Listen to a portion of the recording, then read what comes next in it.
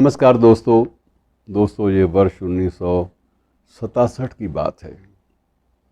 1967 में तब सिवाय दूरदर्शन के और कोई चैनल जो था वो विकसित नहीं हुआ था। दूरदर्शन भी अपनी आरंभिक अवस्था में था और दूरदर्शन पर कार्यक्रम भी ऐसे दिए जाते थे प्रयास करके जिनसे दर्शक ज़्यादा से ज़्यादा संख्या में जुड़ सके। इसी दिशा में एक प्रयास किया गया क्विज़ का। अब एक स्थान पर कुछ भीड़ भी इकट्ठी थी क्योंकि उन दिनों टीवी या तो पनवाड़ी की दुकान पे लगे होते थे या एक तो और जो शॉपिंग सेंटर होते थे वहाँ लगे होते थे। तो एक जगह सार्वजनिक स्थल पर टीवी लगा हुआ था, दूरदर्शन का कार्यक्रम चल रहा था, क्विज़ का कार्यक्रम था और उसमें क्विज़ के लिए कुछ ग्रुप बनाए गए थे बच्चों के जिन्होंने उत्तर देना था। इस ग्रुप को इतने अंक मिले, ऐसे कुछ, वो आप जानते हैं क्विज़ का क्या होता है। तो जो क्विज़ मास्टर था उसने पूछा, एक ग्रुप से पूछा कि राम की माँ का नाम बताओ, और वह ग्रुप बच्चों का वो इसका उत्तर तात्कालिक रूप से, क्योंकि समय निर्धारित होता है क्विज़ में, तात्कालिक रूप से उत्तर नहीं दे पाया और समय बीत गया। लेकिन उस वक्त उस कार्यक्रम को देखने वाले एक पत्रकार, एक महिला पत्रकार के मन में आया कि ये अजीब बात है कि अगर ग्रीक माइथोलॉजी की कोई बात हो या कोई अंग्रेज़ी साहित्य या उस संस्कृति की कोई बात हो तो हमारे बच्चे शायद फटाफट जवाब दे दें, या वहाँ के बच्चों से पूछा जाए तो वो देर लगाएंगे नहीं, आपको तत्काल उसका उत्तर दे देंगे।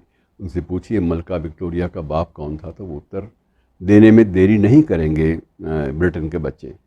लेकिन हमारे बच्चों को ये पता नहीं है। तो तब ये अनंत पाई भी उनको बोलते हैं, अनंत पय भी बोलते हैं। तो अनंत पय के दिमाग में उसी एक लेखक ने बात भरी कि इसका कोई उपाय निकालो यार, ये तो गलत है। और उस वक्त परिकल्पना सामने आई अमर चित्रकथा की।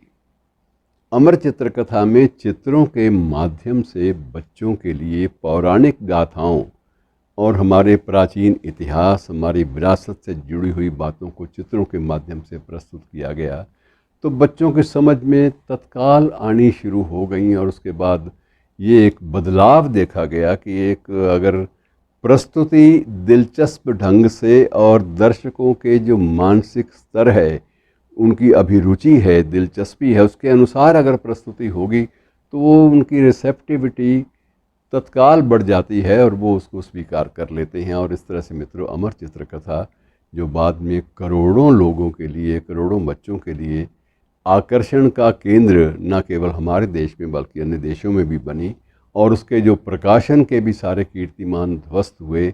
जब वो मुद्रित रूप में आई तो भी लोगों ने धड़ाधड़ उसको स्वीकार किया, और जब वो दूरदर्शन पर प्रस्तुति के रूप में आई तो भी उसको धड़ाधड़ स्वीकार किया गया। और उससे एक निर्णय से, एक फैसला, एक पहलकदमी से परिणाम ये निकला कि हमारी पूरी की पूरी जो पीढ़ी है, एक जवान होती हुई या धीरे धीरे विकसित होती हुई पीढ़ी, उसके सामने ना तो ये संकट आया कि उसने क्या क्या चीज़ें देनी हैं, कोई संकट नहीं आया, और ये संकट मोचक सिद्ध हुई अमर चित्रकथा। और इस तरह से ढेरों कहानियाँ हैं मित्रों जो हमारे सामने आती हैं। बहुत सारी विट एंड विजडम सीरीज़ हैं, महापुरुषों की गाथाएं हैं। ये सारी की सारी चीज़ें जब चित्रात्मक रूप में हमारे सामने आती हैं तो हम उन्हें स्वीकार कर लेते हैं एक उम्र के पड़ाव पर। और जब वो सिर्फ़ एक भाषण या एक क्लिष्ट भाषा में प्रस्तुति के रूप में स्वीकार आती हैं, सामने आती हैं, तो कई बार वो स्वीकार्य नहीं हो पाती। इसलिए ज्ञान जो है वो अधूरा रह जाता है।